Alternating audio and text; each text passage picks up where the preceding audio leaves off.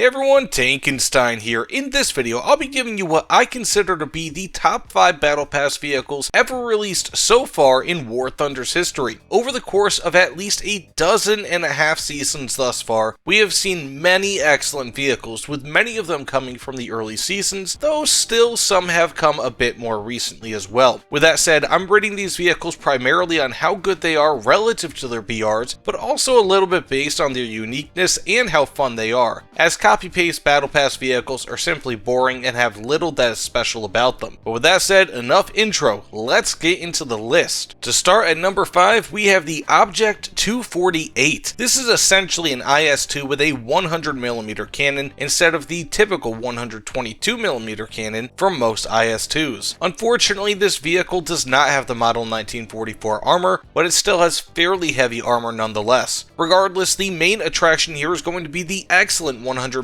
cannon equipped to this beast, as it has largely superior ballistics over the larger 122mm cannon, as well as having a much better reload. This means that the Object 248 is substantially more versatile than your typical IS-2, while still having an excellent and arguably superior armament. Though this is essentially just a regunned IS-2, I feel that this is an interesting piece in both War Thunder and in actual history. It also adds a unique element to one of the most popular tanks in game. Now for number 4, we have the F2G1. This is a classic vehicle from the first season of Battle Pass. Not only is the F2G1 Super Corsair still one of the best Battle Pass vehicles ever released, but it was also the free vehicle reward in the season in which it was released, which goes to show how much Battle Pass has fallen since it first started. Regardless, the Super Corsair is one of the fastest and even most maneuverable propeller aircraft in War Thunder, at least relative to BR for its maneuverability, and has an extremely powerful armament of 650 cals that can be loaded full of incendiary tracer rounds, which absolutely annihilate any plane that they will hit. Further, this aircraft can carry a hefty payload to attack ground targets, making it one of the most versatile prop fighters in War Thunder. Now for number 3, we have another fighter, the ITP M1. This is yet another relatively old vehicle insofar as Battle Pass is concerned, as it came in Season 2. The ITP M1 is a unique vehicle that has an incredible armament for both air and ground battles via its two 20mm cannons and single 37mm cannon, as well as its acceptably powerful bombs. Additionally, it has fantastic performance that will allow it to outclimb and outspeed many enemies, while also having very good maneuverability. Though it might look like a boring plane, as it isn't very flashy, the ITP M1 is a one-of-a-kind prototype plane in game and up tiers extremely well. Now for number 2, we have the Strikemaster Mk 88. The Strikemaster is yet another versatile aircraft, though it leans a bit more towards EAS over air combat compared to the other two that I mentioned here. Regardless, the Strikemaster may be one of the most desirable planes on this list due to its excellent payload, jet characteristics, and advanced weaponry that you get at a relatively low 6.3 BR. While it only natively carries two 7.62mm machine guns in the fuselage, it can equip up to 4 double-mount 7.62mm machine guns underneath the wings in pods, giving you a total of 10 LMGs, which is surprisingly powerful versus aircraft, granted that you're fairly close to the enemy. Regardless of that fun and unique armament, the Strikemaster can also carry napalm, snap rockets, Mighty Mouse rockets, as well as both 500 and 540 pound bombs. It can even carry powerful R-80 rockets of 2 different variants. Oddly enough, this amazing vehicle came out years after Battle Pass started, as it arrived all the way in Season 13. Regardless, this is easily one of the most powerful vehicles that Battle Pass has ever produced. I kinda wish that this was a regular premium vehicle that you could purchase via Golden Eagles, or that it was part of the regular tech tree, but hey, what do I know? Now with that said, before we get to number 1, I'd like to give a few honorable mentions, with the first one being the M551-76. This is essentially a regun variant of the M551, using the 76mm cannon found on the Walker Bulldog instead of the 152mm monstrosity found in the standard vehicle. This means that the M551-76 is a much lower BR version, currently sitting at 7.0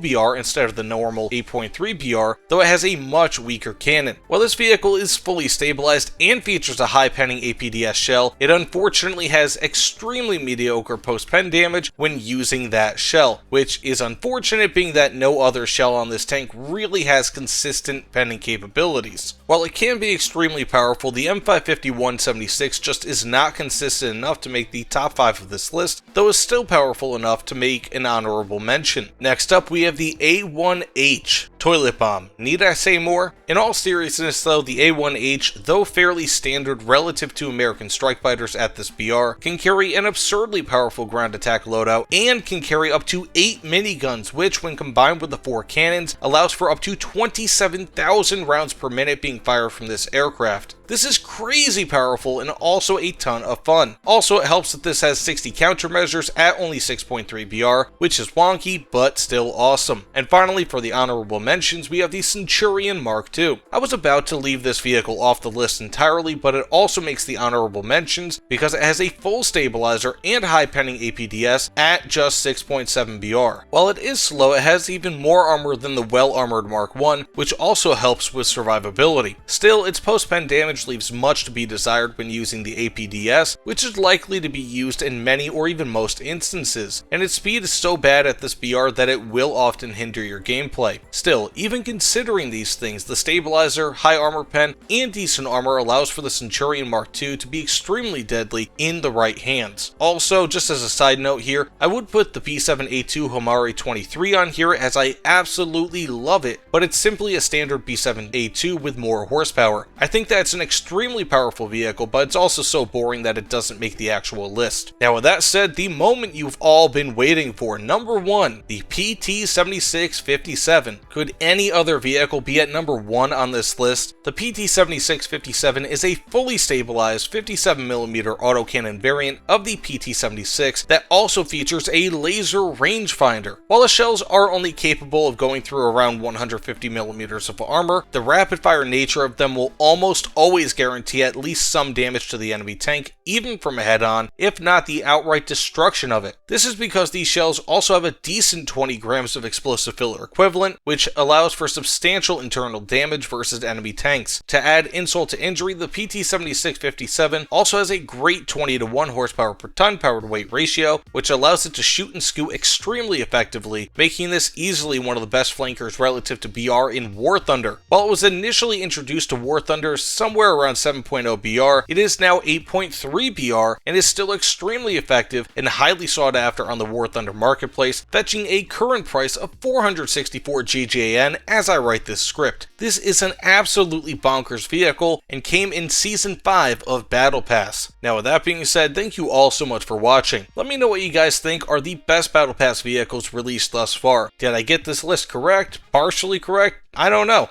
but I want to know what you think in the comments below. But with that being said, thank you again so much for watching. Please consider liking this video and subscribing. But either way, thanks again, and I'll see you all on the other side. Take care, everyone.